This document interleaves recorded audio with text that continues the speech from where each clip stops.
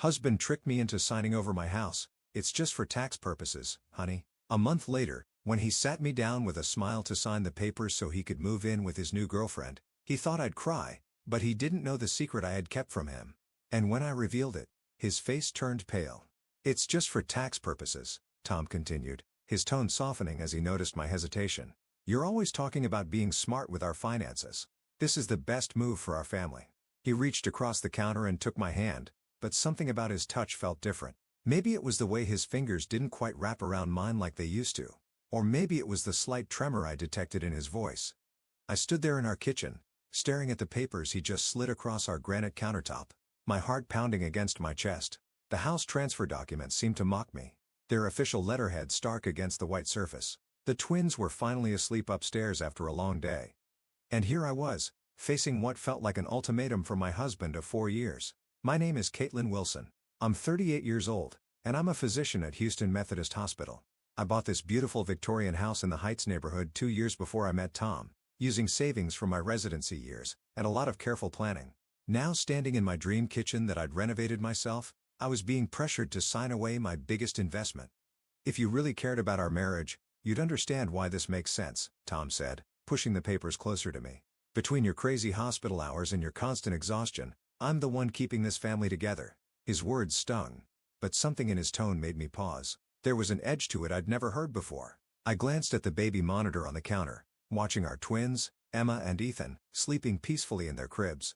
At 2 years old, they were the spitting image of me. Same dark curls and olive skin. They were also the reason I pulled double shifts at the hospital, wanting to ensure they'd have every opportunity in life. Tom had never seemed to understand that my dedication to my career wasn't about ambition. It was about providing for our children's future. I don't know, Tom, I said, pulling my hand away. This house, it's my security. I bought it before we were married. As the words left my mouth, I saw something flash across his face. Was it anger? Frustration? Whatever it was, it disappeared quickly, replaced by what seemed like practiced concern. That night as I lay awake in bed, his words kept echoing in my mind. But something else was echoing too. A quiet voice of warning that I couldn't quite silence. The next morning, as I was getting ready for my shift at the hospital, something about Tom's behavior nagged at me. He'd been different lately, more distant, spending extra hours at his marketing firm, constantly checking his phone. I'd brushed it off as work stress, but now, combined with this sudden push about the house, my medical instincts were screaming that something wasn't right. I dropped your jacket off at the dry cleaners, Tom said as I rushed around the kitchen, trying to pack the twins' daycare bags while scarfing down a piece of toast. You can thank me later. His smile seemed forced, and he barely looked up from his phone. Just 6 months ago, he would have been helping me with the twins' bags, making sure I ate a proper breakfast before my shift. I watched him as I strapped Emma and Ethan into their car seats. There was a spring in his step that hadn't been there in years, and he'd started going to the gym again. Small changes that seemed innocent enough on their own, but together painted a picture I wasn't sure I wanted to see. At work, between patients, I called my friend Nina, who worked in real estate law. Something feels off, I told her, ducking into an empty exam room. He's pushing hard for this transfer, saying it's for tax purposes. But tax purposes? Nina interrupted. Caitlin, transferring the house to his name alone wouldn't give you any tax benefits. If anything, it would complicate things since you bought it before marriage. My blood ran cold. I'd been so busy with work and the twins that I hadn't done my due diligence. Tom had counted on that, hadn't he? Listen to me carefully, Nina continued, her voice serious. Don't sign anything. I don't want to alarm you, but I've seen this before. Men don't usually push for property transfers unless they're planning something. That afternoon, during a brief break between patients, I did something I'd never done before. I checked our phone records. Tom had been making frequent calls to the same number for months. My hands trembled as I did a reverse lookup, and a name appeared. Destiny Martinez. A quick social media search revealed a beautiful woman in her mid-20s, whose check-ins matched Tom's late nights at work. My stomach churned as I scrolled through her photos, stopping at one from 2 weeks ago. She was at a real estate office, captioned "Big changes coming. New chapter." Blessed. I closed my office door and sat in silence, my mind racing. Years of medical training had taught me to trust my instincts when something felt wrong. Now those same instincts were telling me I needed to protect myself and my children.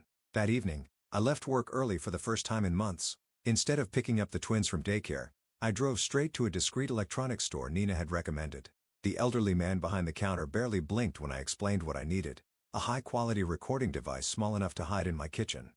Protect yourself, he said quietly as he showed me how to operate it. The best evidence is in their own words. I got home before Tom setting up the device and starting dinner like it was any other night. When he walked in, he seemed surprised to see me there. "No emergencies at the hospital today?" he asked, his tone casual, but his eyes sharp.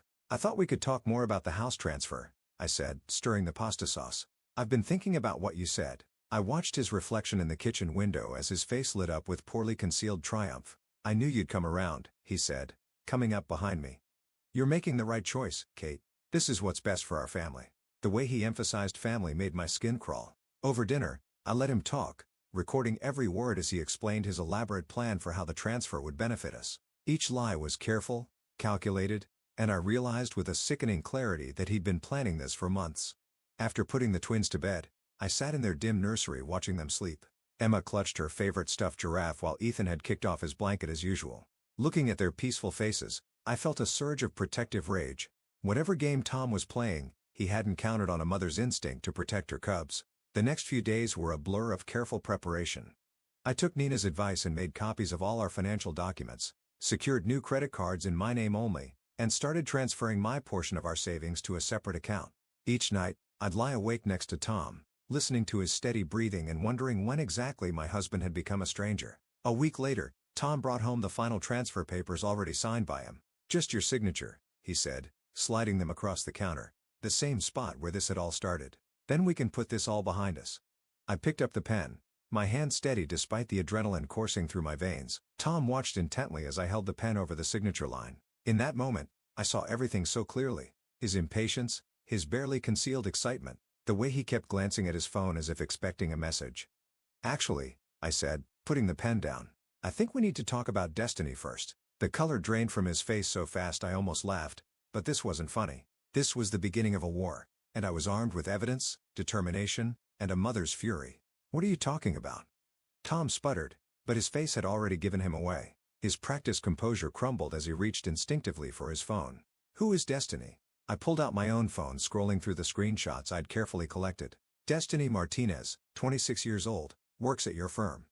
You've been having lunch with her at Lorenzo's 3 times a week for the past 4 months. The same restaurant where you proposed to me, by the way. Nice touch." Tom's expression shifted from shock to anger. "You've been spying on me?" "Protecting myself," I corrected, keeping my voice steady despite my racing heart. "Just like you've been protecting our tax situation with this house transfer, right?" He sat down heavily on one of the kitchen stools, running his hands through his hair, a nervous habit I'd once found endearing. "It's not what you think?" "Really? Because I think you're trying to steal my house to move in your girlfriend." I played the recording from earlier that week, his voice filling the kitchen as he assured Destiny that everything was going according to plan, and they'd be together soon. The twins' monitor crackled with Emma's soft whimpers. Tom glanced upstairs, and for a moment, I saw guilt flash across his face. But it wasn't guilt about betraying his family. It was guilt about getting caught. "You don't understand," he started, his tone shifting to the placating one he used with difficult clients. "Things between us haven't been right for a long time. You're always at the hospital. The twins barely know you. Don't you dare." I cut him off, my voice low but sharp. "Don't you dare use our children to justify this. I worked to give them a future. What's your excuse for destroying their present?" He stood up suddenly, his face flushing with anger. "You think you're so clever, don't you? The brilliant doctor, always one step ahead. But you have no idea what it's like living in your shadow. Being the guy who married up.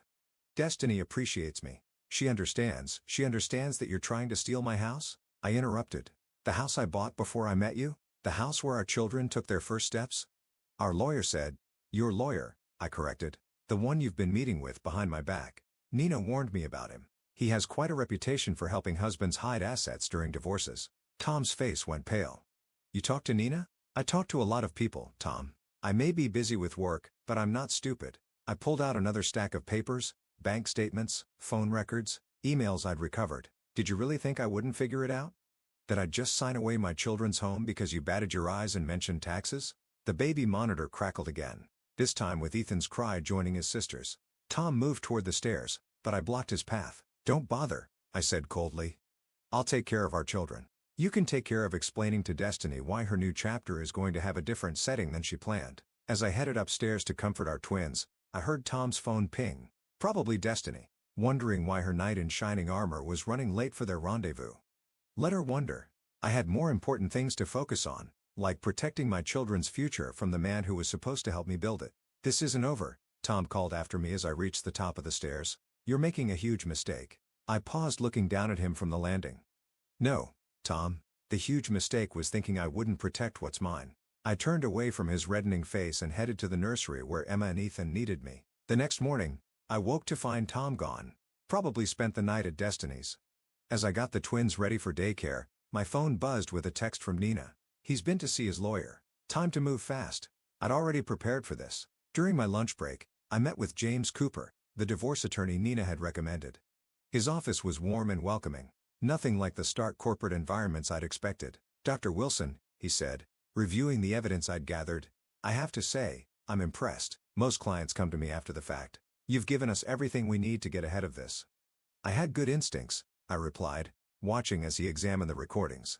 "Better than good," he smiled. "These recordings are clear evidence of intent to defraud. And the paper trail of his meetings with that other attorney? Well, let's just say judges don't look kindly on premeditated asset hiding." As we discussed strategy, my phone lit up with messages from Tom. "We need to talk. You're being unreasonable. Think about the twins." Each message more desperate than the last. "He's realizing his plan is falling apart," James observed. "Be prepared. This is when they often get nasty." He was right. That evening when Tom finally came home, his nice guy facade had completely crumbled. "You think you're so smart," he sneered, storming into the kitchen where I was feeding the twins their dinner. "But you've just ruined everything. Destiny and I could have been reasonable about this. Let you stay in the guest house, keep things civil for the kids." I couldn't help but laugh, which only enraged him further. "The guest house? In my own home?" "Our home," he shouted, making Emma jump in her high chair. "I've lived here for 4 years. Dada mad?" Ethan asked, his little face scrunching up with worry. "Dada's just tired," I soothed, shooting Tom a warning look. "And he's leaving for a while." "Like hell I am," Tom growled, but his voice was quieter now, conscious of the twins watching. "Actually, you are," I said calmly, pulling out another document from my bag. "This is a temporary restraining order. My attorney filed it this morning after you threatened me via text. You have 1 hour to pack your things." "You can't do this," he whispered, his face ashen. "I already did." "And Tom?" I met his eyes steadily. "Destiny's welcome to you. But this house, the one you tried to steal from your children, that's mine. And if you think I won't fight you with everything I have, you clearly never knew me at all." He stood there, mouth opening and closing like a fish out of water, as the reality of his situation finally sank in. The unraveling of his perfect plan was written all over his face. An hour later, I watched from the nursery window as Tom loaded his bags into his car. He kept looking back at the house, as if he still couldn't believe his plan had backfired so spectacularly. The twins played quietly with their blocks behind me, blissfully unaware that their father was leaving. "Bye-bye?" Emma asked, noticing me at the window. "Yes, sweetheart. Daddy's going bye-bye for a while." I hugged her close, breathing in her baby shampoo scent, letting it ground me. The next few weeks were a blur of legal meetings and hospital shifts. Tom launched a full-scale attack through his lawyer, demanding half of everything, including the house. But James was ready for him. "Did you see his face when we presented the recordings in court?" James asked during one of our meetings. "He thought he was so clever, but he never considered you might be smarter." The evidence was damning. Not only had we proven his intent to defraud me of my premarital asset, but we'd also uncovered something even more disturbing. Tom had been embezzling from his marketing firm to fund his lavish dates with Destiny. "Our forensic accountant found everything," James explained, spreading out bank statements across his desk. "He's been cooking the books for months, probably to maintain the lifestyle he promised Destiny." The irony wasn't lost on me. All those times Tom had complained about living in my shadow, about feeling inferior to my success, he'd been creating his own downfall. When Tom's firm discovered the embezzlement, they pressed charges. Destiny, it turned out, had no interest in a boyfriend facing criminal charges. She dumped him via text. I know because he showed up at the house drunk one night, waving his phone and begging to come home. "You did this to me," he shouted from the front yard, forcing me to call the police. "You've ruined everything." As the officers led him away, I felt a strange mix of pity and relief. The man I'd married, the father of my children, had become someone I didn't recognize, or maybe he'd been that person all along, and I'd been too busy to notice. The divorce was finalized faster than I expected.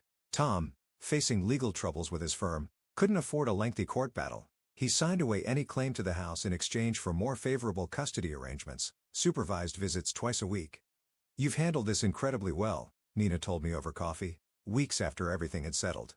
Most people would have fallen apart. I watched Emma and Ethan playing in my backyard.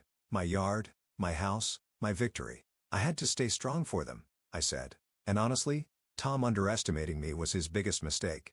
And Destiny? Nina asked. Any idea what happened to her? I smiled, remembering the last bit of gossip I'd heard. Apparently, she's dating her real estate agent now, the one who was supposed to help her move into my house. We both laughed at the irony. Later that night, as I tucked the twins into bed, Ethan asked, "Mama sad?" "No, baby," I said, kissing his forehead. "Mama's not sad at all." And for the first time in months, I truly meant it. The aftermath of my divorce from Tom brought unexpected blessings. The biggest surprise wasn't that I could manage everything on my own. I'd always been capable of that. It was discovering how much easier life became without the constant strain of Tom's deception weighing on me. My career flourished. Without Tom's subtle undermining and passive-aggressive comments about my hours, I found renewed passion for my work. I was promoted to Chief of Emergency Medicine, something Tom had always said would be impossible while raising twins. The twins adjusted better than I'd feared. At first, I worried about how they'd cope with the changes, but children are remarkably resilient. Their supervised visits with Tom became less frequent as his legal troubles mounted. He eventually took a plea deal for the embezzlement charges and moved to Dallas after serving his sentence. Destiny, I heard through mutual acquaintances, had moved on to another wealthy target. Sometimes I wondered if she ever realized how close she'd come to being trapped in Tom's web of lies. In a way, she dodged a bullet, though I doubt she saw it that way. My house, the one Tom had tried so hard to take from me, became a true haven. I renovated the twins' rooms, planted a garden, and created the home I'd always envisioned. Every mortgage payment felt like a victory, a reminder of how I'd protected what was mine. Nina teased me about dating again, but I was content focusing on my children and career. There would be time for romance later. For now, I was enjoying the peace that came with knowing I'd not only survived Tom's betrayal, but emerged stronger. One quiet evening, as I sat on my porch watching Emma and Ethan play in our front yard, I reflected on how different life had become. The twins were racing around, their laughter echoing through the neighborhood, the same yard where Tom had stood that night, drunk and raging about how I'd ruined his life. I'd recently heard through the hospital grapevine that Tom and Destiny had briefly reconnected in Dallas, only to split again when she discovered he was still on probation and working as a junior copywriter at a small agency. His fall from grace had been spectacular, from marketing executive to convicted felon, from family man to cautionary tale. The irony wasn't lost on me that his desperate grab for my house had cost him everything. His career, his freedom, and most importantly his relationship with his children. The twins now barely remembered their daily life with him. He'd become the dad they saw occasionally on weekends, always trying too hard with expensive gifts and forced enthusiasm. "Mama, look!" Emma called out, proudly showing me a cartwheel while Ethan clapped. These were the moments that mattered. Not the house, not the victory over Tom's schemes, but the simple joy of watching my children grow and thrive. A few days ago, I'd received a letter from Tom, full of apologies and regrets. I filed it away without responding. Some bridges, once burned, shouldn't be rebuilt. Instead, I focused on building new ones, strengthening my bonds with my children, my career, and most importantly, my self-respect.